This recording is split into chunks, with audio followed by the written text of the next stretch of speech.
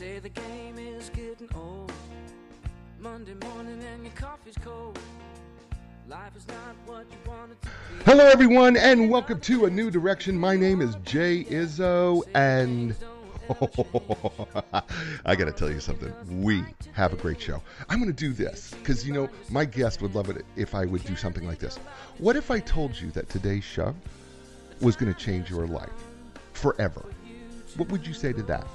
Oh, see, he knows what I did. See, it's called the hook. Right? I got you, didn't I? And my friend Matt Luhn, who is unbelievable, is going to be talking to us today because his book is awesome. And I know that some of you who are listening on Castbox FM can't see it, but those who are on Facebook Live can see this book. It is entitled The Best Story Wins: How to Leverage Hollywood Storytelling in Business and Beyond. This book, it has been such an inspiration to me. This book has been inspirational for a lot of people, and Matthew Luhn has written something here that is going to help you. I don't care where you're at in your life. I don't care what you do.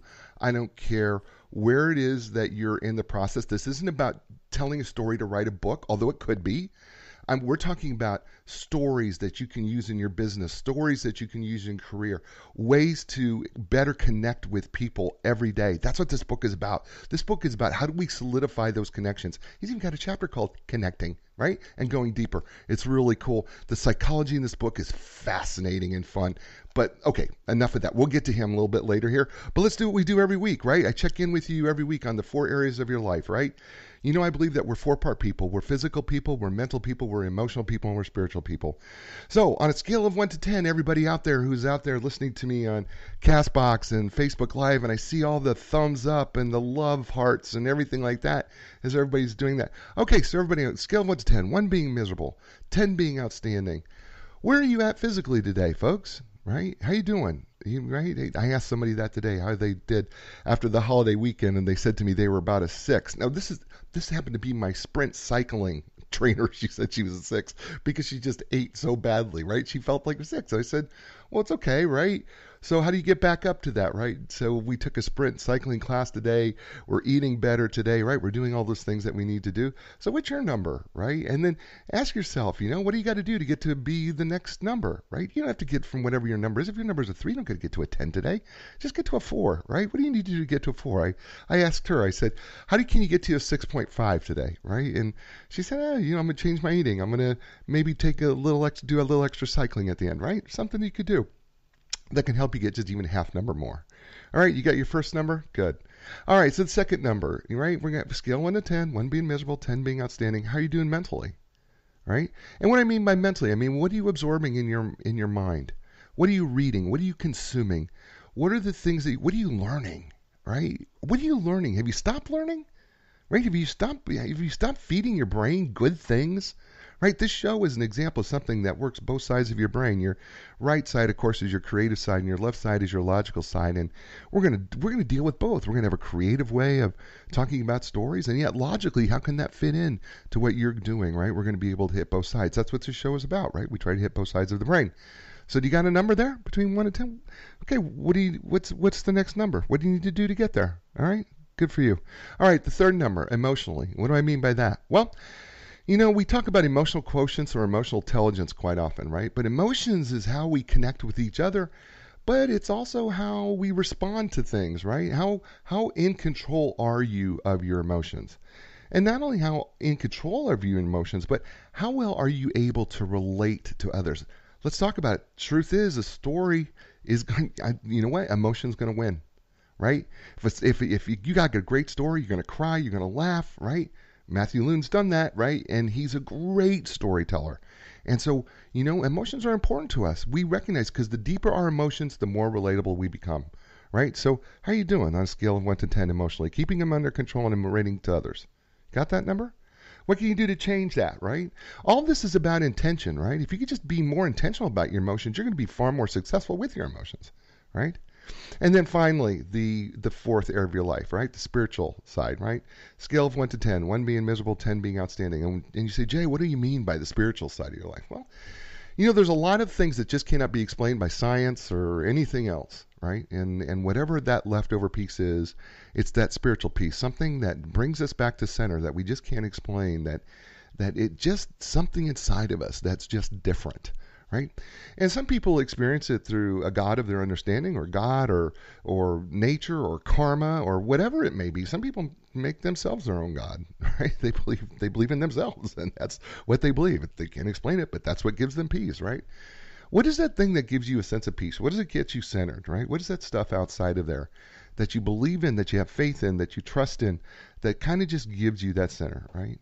And how well are you doing with that, right? Because whether it's meditation or prayer or whatever it is that you have in your life, right? What is that thing that brings you back? Because it's going to be that thing that you're going to go back to. We all do, right? So if it's God, how's that relationship going? If it's nature, how's that going? If it's karma, how's that going for you, right? That and there you have your 4 numbers. And remember, the 4 numbers are like the legs of a table, right? If they're uneven, it's kind of hard to keep a plate on an uneven table. And if they're too low, it's really kind of hard to eat in a normal chair off of a too low of table. So the goal here is to bring them up and be well balanced in all areas of your life. And I know that you can do that. And all you got to do is make small little changes each time. And those small changes will help tell your story, which, by the way, speaking of stories, I have to tell you about Matthew Luhn. Matthew Luhn began his career at the age of 19 years old. He was the youngest animator to work on the TV series The Simpsons. You've heard of it, right? Yeah, it's pretty cool, right? And he did a number of those for about, I guess, he did a number of episodes and was drawing Bart, and he had to pass the test, and he did pass the test. After that, he was one of the first people who joined Pixar, right? Pixar Studios, you heard of them too, right? And he fell in love with storytelling. And he wanted to be, even though he was a tremendous animator, he wanted to be a storyteller. So he started getting involved with stories. And so you may have heard of some of these things that he started telling stories, like Toy Story, Toy Story 2, Monsters, Inc., Finding Nemo, Cars, Ratatouille, Up, Toy Story 3, Monsters University, right? Right? You've heard of those too, right? So Matthew has become a world-renowned speaker, and he is outstanding. He trains CEOs, marketing teams, directors, other professionals. He crafts and tells the stories for Fortune 500 companies, Academy Award-winning movies, and corporate brands. He's got these story seminars and story for business workshops in New York City, Los Angeles, London's, and matter of fact, it's a shorter list where he's not. He is all over the place, trains leaders, entrepreneurs, how to use storytelling to bridge the gap between heart and business, to build brands and business communication, while his story seminars train attendees how to develop stories and write dialogue to create compelling stories and screenplays. His clients include Target, Procter & Gamble, Adidas, Sony, Mattel, Facebook, Charles Schwab, Microsoft. Have you heard of any of those? Yeah, this is Matthew Luhn. So, ladies and gentlemen, please welcome to the show, Matthew Luhn. Matt, welcome to the show. Thank you, Jay. I'm so happy that you went through the list instead of me. Because, I think the first line in my book is that, my job is just to make people cry. And, because, yeah, if you're one of those people who've seen a Pixar film, that's usually you leave the theater crying and laughing. And like you had mentioned in the introduction, most importantly, being transformed, being changed, being moved. So it's my pleasure to be here to talk to you about what I love, and I know you love as well, which is storytelling. I do, and man, you just took the whole first paragraph of your opening of your introduction, right? I mean, it's what you did, right? I mean, it's literally the first paragraph of the book. By the way, Matt is brought to you, and the book, The Best Story Wins, How to Leverage Hollywood and Storytelling in Business and Beyond. He's brought to you by Inline Business Brokers and Advisors. Are you a business owner? At some point, you're going to need the services of an experienced business broker. Selling your business is a huge decision. These folks are internationally known. They have been our sponsor since the very beginning. Make sure you build your deal team for your business, starting with the experts at Inline Business Brokers and Advisors. You can learn more by going to inline.com. That's ENLIGN.com. And Linda Craft and Team Realtors. No, I don't care where you're at in the world. If you're looking to sell or buy your home, they can match you with the right real estate professional to help you sell your home or buy a new home. And if you happen to be in the Research Triangle Park, which is in Raleigh, Durham, Chapel Hill, why don't you find out why they are known for their legendary customer service? And this week's T-shirt shout out of the week goes to the Stockyard Cafe in Wahoo, Nebraska. I've eaten breakfast there in Wahoo, Nebraska, and I got to tell you, they have a story of their own because it's been around forever, and it's a great cup of coffee. It's a great breakfast, and you just never know what you'll see there, and it's a fantastic place, and I appreciate them sending me the T-shirt. So thank you, Stockyard Cafe, and Cheryl Weineke, who's been a chef there for many years, is on her way out, and so Cheryl, we wish you best of luck, and thanks again for the T-shirt. Matt, this book, The Best Story Wins, when I first was pitched this book and I looked at it, I was like, I had to have it. It was literally one of there's very few books that I ever get that before I even crack it open, that you go, I got to have this book. And the reason why is because I do believe that stories transform us. And I think there's nothing more powerful than a story. Why are stories so powerful for us? Well, first off, I am happy you picked up the book, and I'm happy you loved it. And I really wanted to put everything that I have learned so far in my life, from my experience working at Pixar and Simpsons and beyond, into the book, because I really felt like there's not a book out there that really gets into the nuts and bolts of how it works. And in the very beginning of the book, I share with people why storytelling is such an impactful tool, not just for making a movie or a TV show, but as somebody who's in education, somebody who is wanting to write a book, somebody who's in business. You own a business or you're working in a business, people in the ministry. This is a book for, like you said in the beginning, Jay, for everyone, because storytelling is for everyone. And, storytelling is such a powerful tool. It's because, and this is not me making this up, this is for real, that storytelling will increase your memory and the listener or the participant's memory as well. Just think about when you were in school as a kid and your teacher is trying to get you to memorize facts and figures and dates and, names of people for a test, and it just goes in one ear and out the other. And the reason why is because when we just try to memorize information or remember information without a story or narrative attached, it just doesn't stick. What I've heard is that when you do hear information being shared with you, 10 minutes later, you only retain 5% of the information. Right. But when you do have a story attached to it, who is that person, from 1,000 years ago? What did they experience? What were, what was their goal? How did they overcome it? Then it becomes a story, and then you remember it. And so the first thing is stories are memorable. And then also, like you mentioned, Jay, in the beginning, a great story makes you feel something. It makes you cry. It makes you laugh. Right.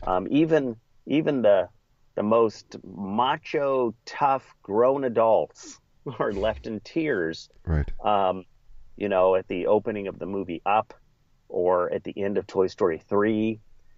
And great stories impact our emotions. And it is so true that the decisions that we make in life, everything from what car I'm going to buy to, who I'm going to vote for, who I'm going to marry, it really comes down to how did that thing or that person evoke an emotion in me that drove me to make a decision. And so great stories that make us feel something impact our emotions, and not just help us see the world differently, but really drive us to look at our own lives and make a change, you know? Mm-hmm. Yeah. And then the final thing is that stories are personal. We all know that, you know, you could be working with somebody at a company for 20 years and you pass them by in the hall, but until you actually talk to the person about their life and hear about those personal stories of being a parent, being a kid, you don't ever really get to know them. And so stories have the ability of just making a really strong personal connection. So stories are so great and so powerful because they are memorable, impactful, and personal. Love that. Memorable, impactful, and personal. MIP. I like that. Okay, I'm gonna use that. I gotta have my little acronyms there for it.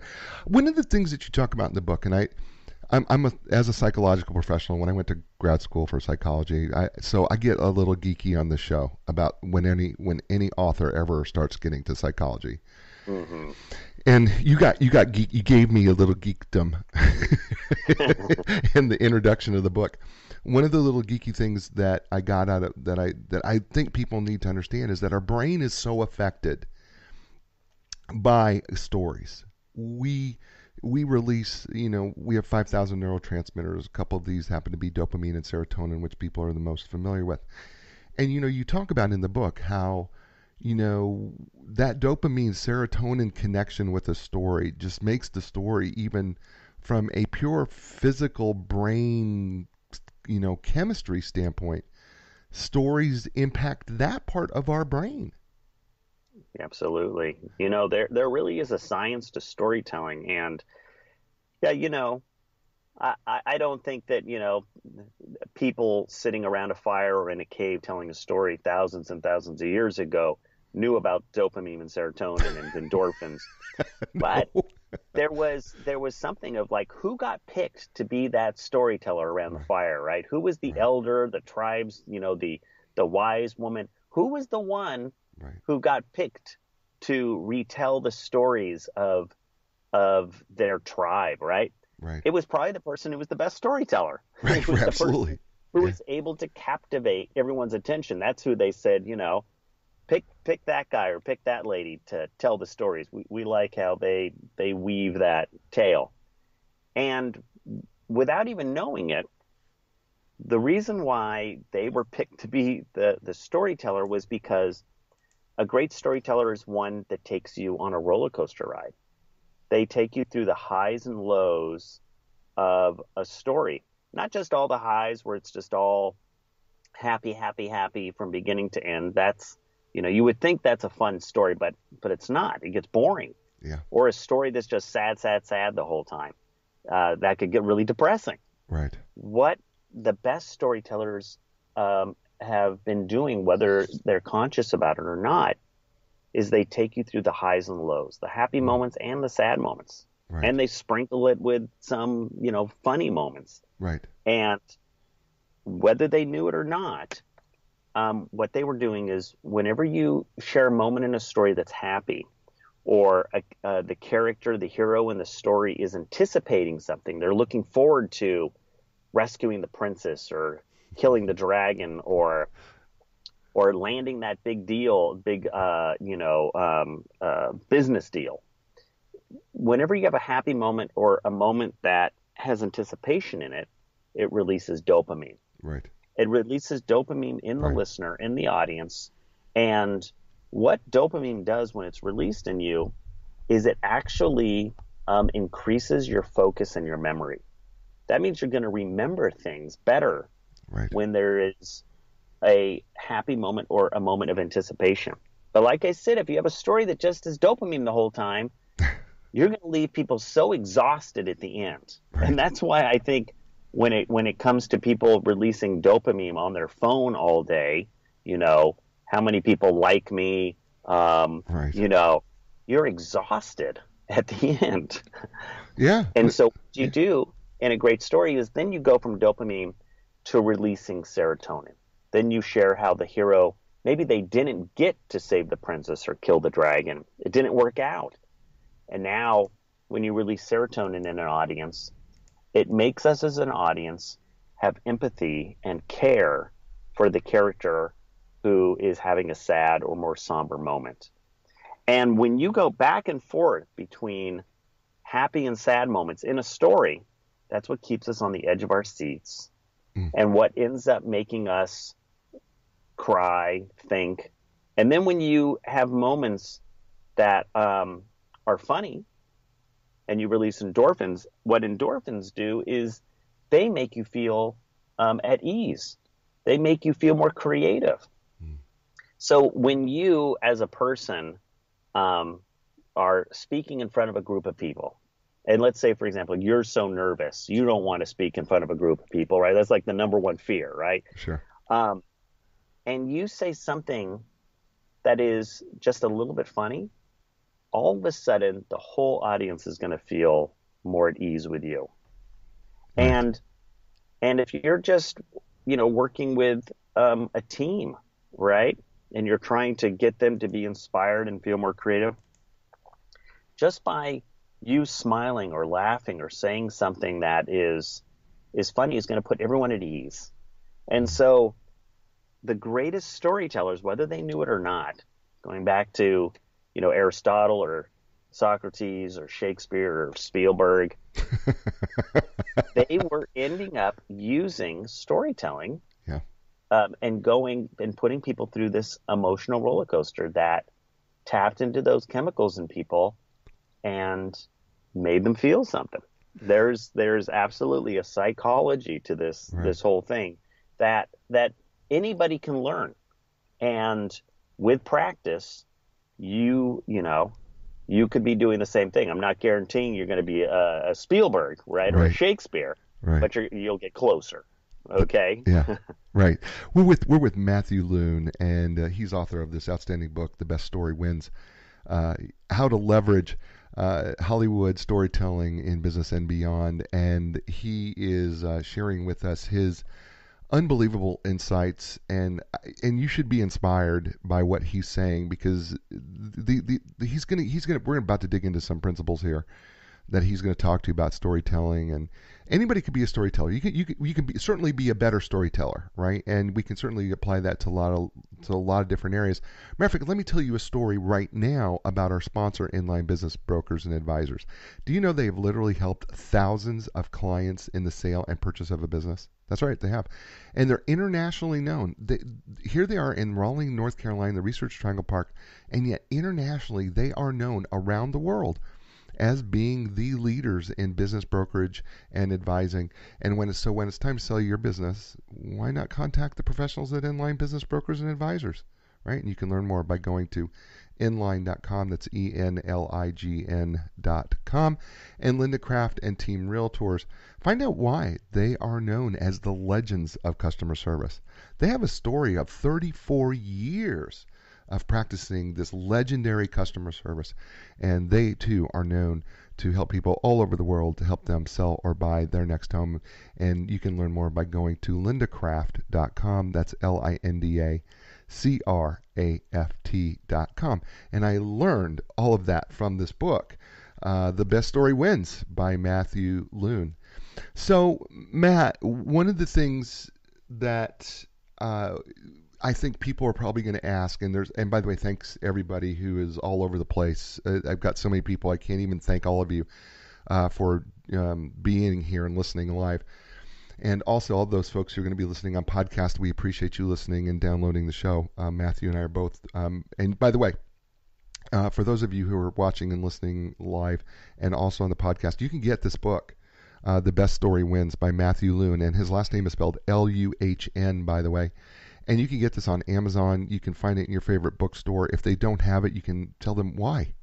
Get it in there, right? And face it out. I don't want to see the spine, right? And it comes in a variety of different ways, whether it be hardback or Kindle version or paperback. You can get it in a variety of different ways. So why don't you get the book, and why don't you say, well, where's Matthew Luhn's book, and why don't you have it in your bookstore? Because this book's going to be great, and more people need to read it. So that's the best way to do that.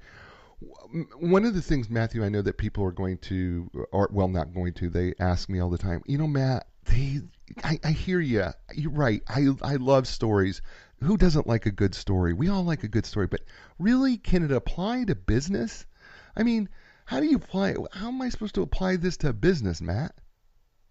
Yeah, when I go in, I get invited to share the principles of storytelling at a business, even the most analytical businesses, people that deal with, let's, accountants, right? People in, IT. But the thing is that storytelling is about authentic communication. And all of us communicate. It doesn't matter what you do for a job, it doesn't make a difference if you're retired. We all communicate. And we all know that we appreciate it when people are better authentic communicators. And,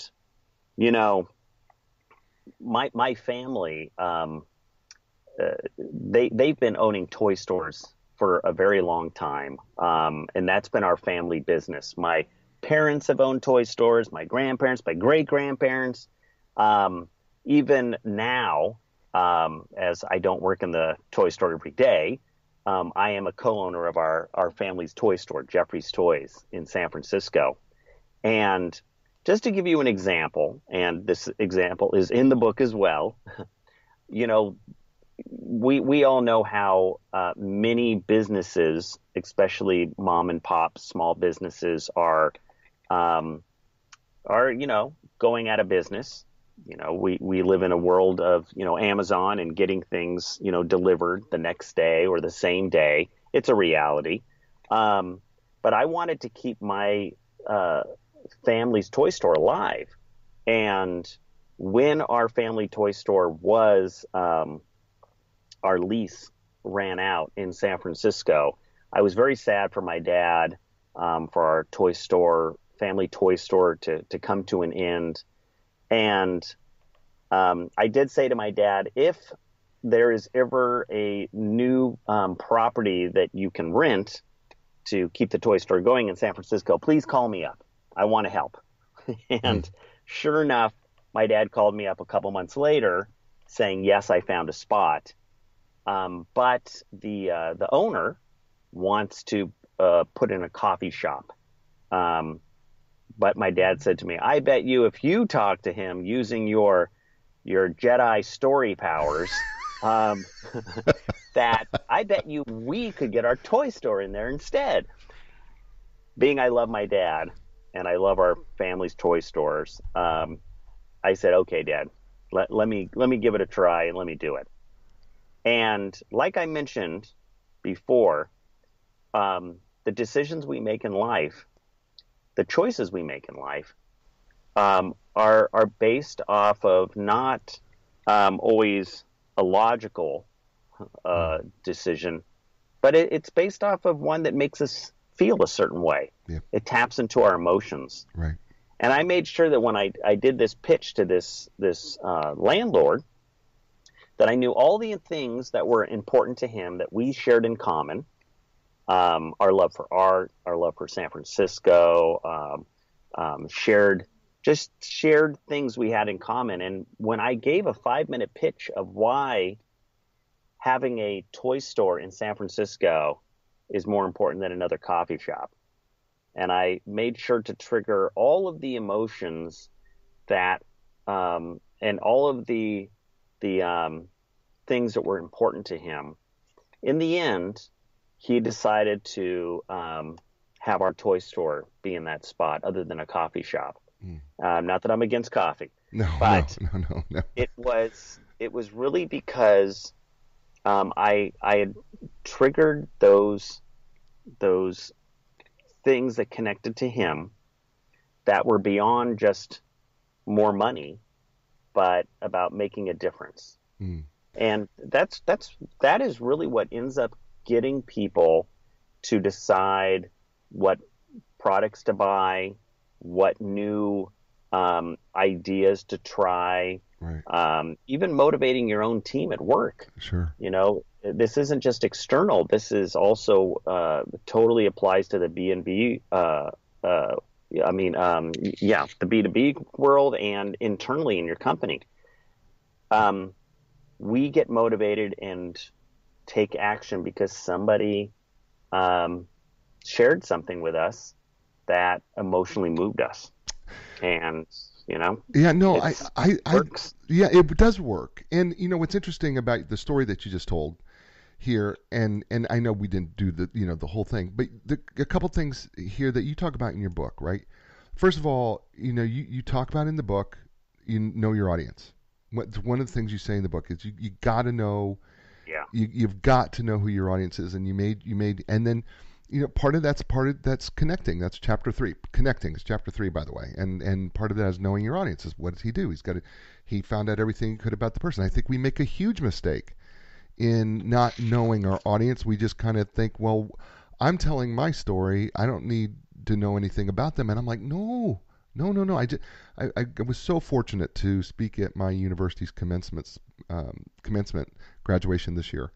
And, I wanted my story to resonate with the graduates and the parents and who was in the audience. And I recognize it's so important. But then it comes down to chapter 4 right after. I mean, this is how beautiful what you just did was. Chapter 4, authenticity. And you talk about it in the book. People are going to see through it if you're not completely authentic. They're going to see right through you. And you were totally authentic with this guy. And then, dare I say it, but you know what? You had this whole thing of heroes and leaders and character transformation, and there was a cast of characters, so I mean, you literally in one story you covered the entire book, basically, is what you did. But it's something that I use all the time, and talking about authenticity. I know people who are going to listen to this interview are going to say, the last thing I ever want to do is be in front of a bunch of people sharing my story or giving a pitch or presentation, because I have, I get nervous, I'm insecure. But you know what? Those are actually really good traits to have as a speaker and for somebody who's doing a pitch, because, it makes you more real when you do stutter for a moment, or you do forget a little bit of your pitch that you're talking about. When you sweat a little bit, actually, it makes you more relatable, and people can connect with you better because they're like, this is a real person up there. They're not, a Superman or Superwoman. Right. And so when you are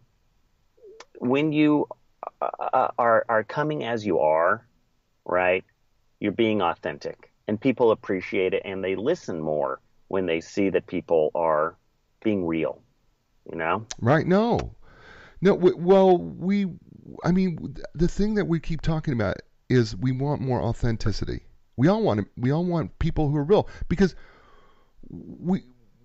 first of all, we now live in this society, and you kind of alluded to it a little bit early on in the show, where you said, sometimes we are trying to get so much dopamine from all the likes and shares and comments that we have on our posts, whether it's, our Instagram posts or Facebook posts or, our Twitter, we were retweeted, 1,000 times or whatever. We're getting so much dopamine things. And what we realize, most of us realize, well, it's not really a real world. Yeah, I mean, it exists, but it's not really a real world. But when we come face to face with it, we want to be able to recognize and go, this is a real person, and can I look this person in the eye, and are they believable?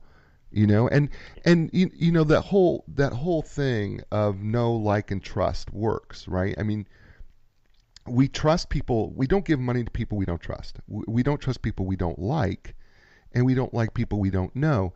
And the only way for us to move through those three things quickly is to be more authentic, because it's the only way we can truly be known. And the more authentic we are, the more we're liked. And then the more we're liked, then it's going to be faster for us to get to that trust level. And stories do that to transform us into that. Yeah. I don't want to go off on another topic here, but for me, I had to reach a point because I'm just like anybody else out there. I I'm on my phone, I'm on my computer. Right. I have 3 kids, and my 2-year-old knows how to operate an iPhone already, and but I realized for myself that probably had a lot to do while I was writing the book, that I need to take a break, and Right. so at first it started off where I just said Sundays I'm shutting down on everything, not going to check my phone, not going to check my computer. It is possible, and I'm going to be more present. And then I started turning that into just the whole weekend. Right. And as a storyteller, one of the things you want to make sure is that to be able to create stories about, from your own life or that are made up, you need to be present. Yeah. You need to be listening to other people's stories. You need to be observing life. And if we are constantly, staring at those little magical boxes all day, we're missing out on a lot of potential great stories. And even just taking moments to reflect on our own lives and our own little stories. And I'm not gonna lie, that is hard. But, It is. But people like Steve Jobs, that's what they were really, really good at. Right. Was remembering moments in their life where for all of us, it could start off with thinking about the first kiss you ever had, right? Right. Or the scariest moment you ever had. Maybe those two are combined. I don't know, but They could be. Making a list of those moments, and then just taking time to write down on one page what you remember from that moment. And then I guarantee when you're done writing up that moment, you'll see that there was a theme, there was something you learned through that situation. And there's an exercise in my book that takes you through these questions that helps you recall these moments, helps you invoke these moments. Right. But I think that we need to take a break, from all this digital addiction kind of stuff. Right. And to be able to tap into that, that story side. I know. Well, I mean, who is going to? I mean, I'm waiting for the time where we're going to start going. So I want to tell you about my Facebook story today. Now, no. And that's what's. And again, I know we're kind of jumping, but the truth is, Facebook, which owns Instagram, got smart. What do they call the thing that people want to post to? They call it stories. Yeah. Right.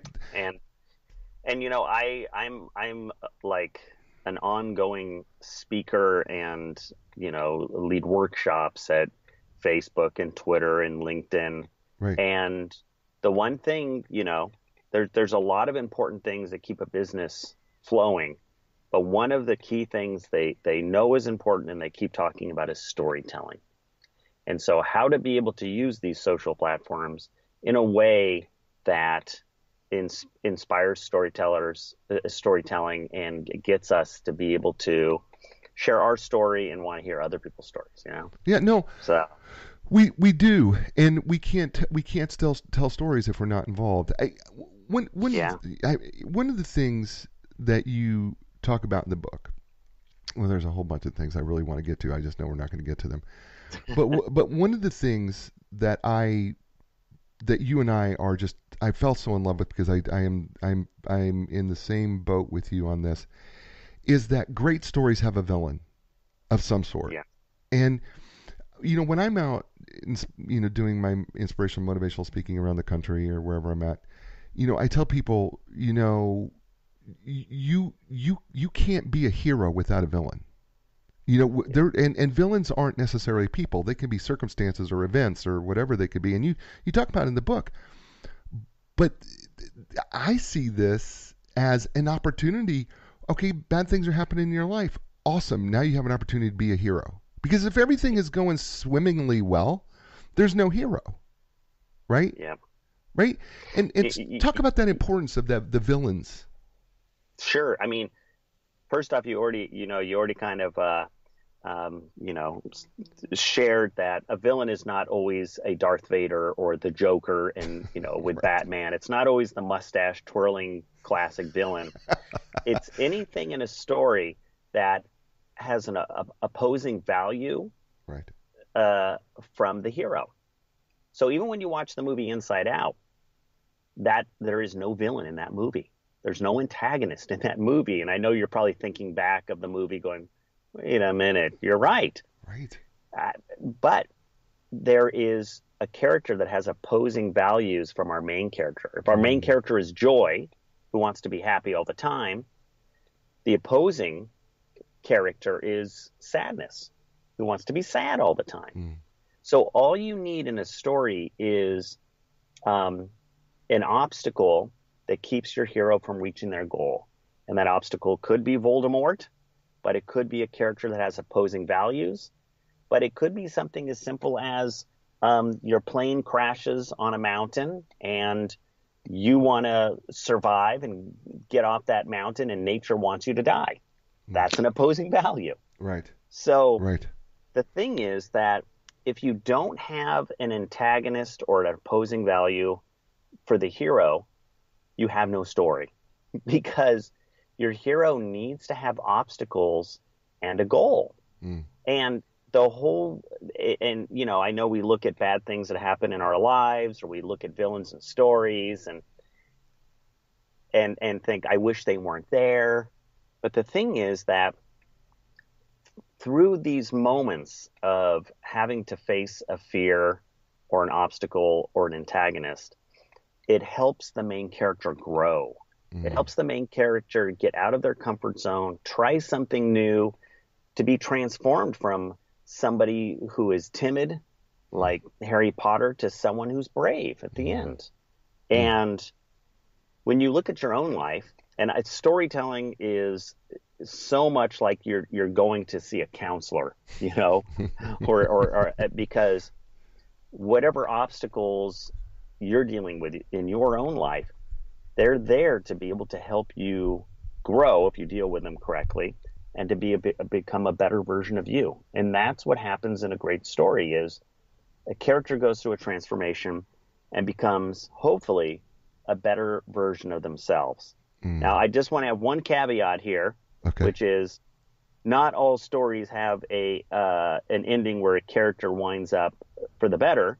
Right. There are cautionary tales where a character makes the bad choice, decides to be greedy, like Breaking Bad, and dies, loses his whole family. Or the little boy who cried wolf, and he lied over and over again. And yes, the non-Disney version is he gets eaten by a wolf. And so, but it always goes back to a character makes a transformation by the antagonist or obstacles that they are confronted with. That's beautiful. And it's what makes a great story. That's, one of the funny things we always say in storytelling is, you want to set up your character in the beginning, who they are, what they want, and then you want to give it to them or take it away, and you want to watch them suffer for the next 90 minutes. And we just love it, We do. Because we get to see how would the character deal in that situation, and we put ourselves in their shoes to be like, and how would I deal with it? Yeah, I think you call this neural coupling. I think is the. Yes, I think it is. I did read the book, by the way. Oh, thank you. And you're absolutely right. There is something so magical about when someone is telling a story.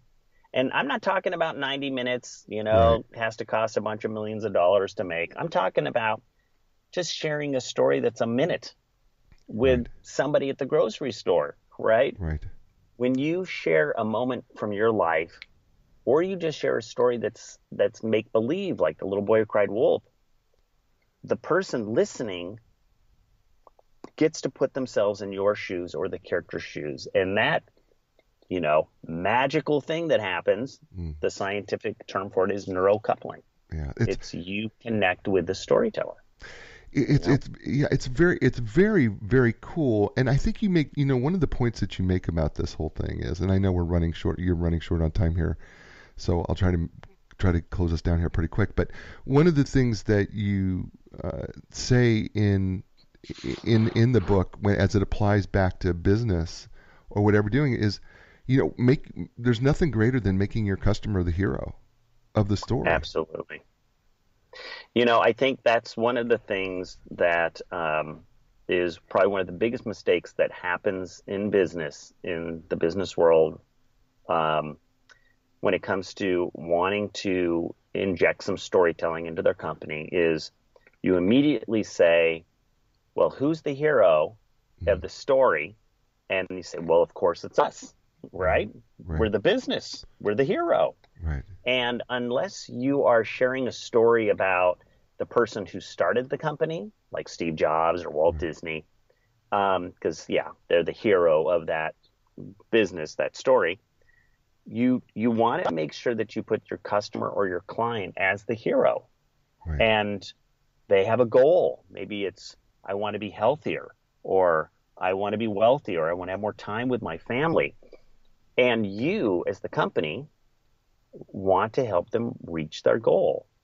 And so you have a tool, and it could be, a car, a shoe.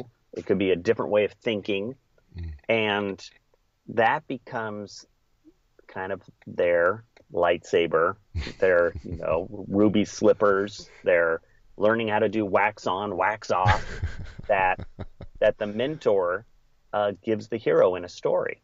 And so how I see it is, a company should see themselves as the mentor, helping the hero, the customer, reach their goal. And so for now on, if you are working in business, you just put yourself in the role of Obi-Wan Kenobi or Mr. Miyagi or Gilda the Good Witch. You are the mentor helping Dorothy get to Oz, right? Right. Or, helping Luke, blow up the Death Star and rescue the princess. Right. And so all of those things in storytelling, we use them every day. They apply to our lives, like I mentioned, whether it's business education, or just wanting to be a more authentic communicator. Right. Storytelling it's a powerful tool that will make your life better, Right. Yeah, it is. I'm going to just take a minute more, if you don't mind, Matt. Can we do that? Sure. Okay. Yeah. We're talking to Matthew Luhn. He wrote this outstanding book entitled The Best Story Wins, How to Leverage Hollywood Storytelling in Business and Beyond. I'm holding it up here for all these people who are all over Facebook right now watching. I know the Cast FM Live folks can't see it, but it's an outstanding book. You've been listening to him just go through different parts of the book and help you apply it in a variety of different ways. He's brought to you today by our sponsor, who we've had forever, Inline Business Brokers and Advisors. They are internationally known. They represent profitable, privately held companies with gross annual revenues in excess of $1 million. Inline delivers the highest market value in the shortest amount of time with complete confidentiality. That is their registered trademark. And you can learn more by going to inline.com. That's ENLIGN.com.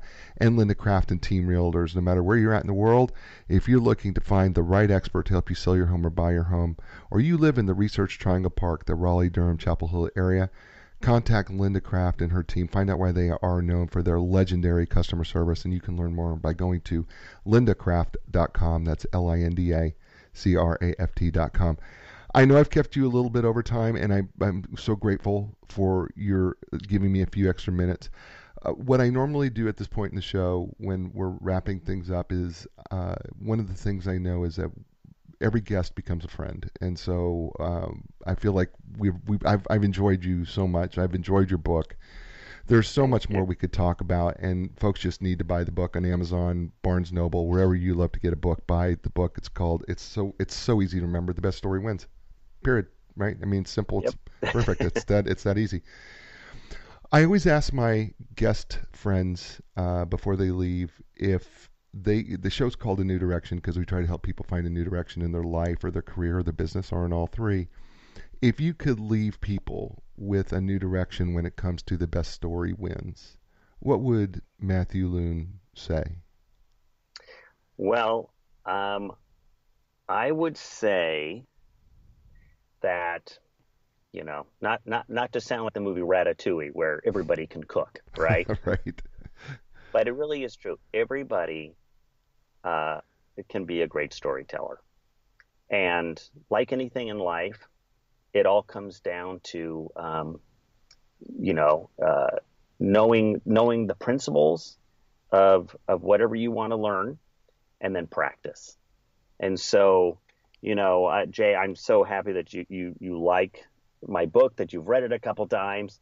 And that is what that book is all about, is I've put the principles of great storytelling in there from, kind of my Pixar 20-year experience. Mm-hmm. And then what are the exercises that you can use to be able to practice doing them? Because, we all have it in us. And it's just a matter about having the right tools and about practicing. And I can tell you, one of the things you mentioned, Jay, earlier on is to keep learning, right, to keep being a student, and this will be not just fun for you, but this will make you just a better, authentic communicator as well. Awesome. So that's what I would like to leave with people. That's awesome. Please stay with me for just a second. His name's Matthew Luhn. His name of his book is How the Best Story Wins. How to leverage Hollywood storytelling in business and beyond. He's outstanding, isn't he? Right? I guarantee you, get the book. First of all, this isn't a long read, but it is chock full of all the nuts and bolts. He said that it's nuts and bolts. I'm telling you, it'll talk about character development, the character arc. It'll talk about transforming your characters, how to transform your heroes. How does your hero get from one side to the other side? What is the differences? What are their goals? He goes through everything in this book, and there's no way we could cover it in the amount of time, but you're going to love it. I promise you will. Folks, that's the show. As I say every week, you know what? Be inspired, because when you're inspired, that means you can inspire other people. And when you do that, they can in turn inspire others, and that can make this world a really great place. I look forward to seeing you next week with another great guest. And as I say every week, you know what? Ciao, everybody.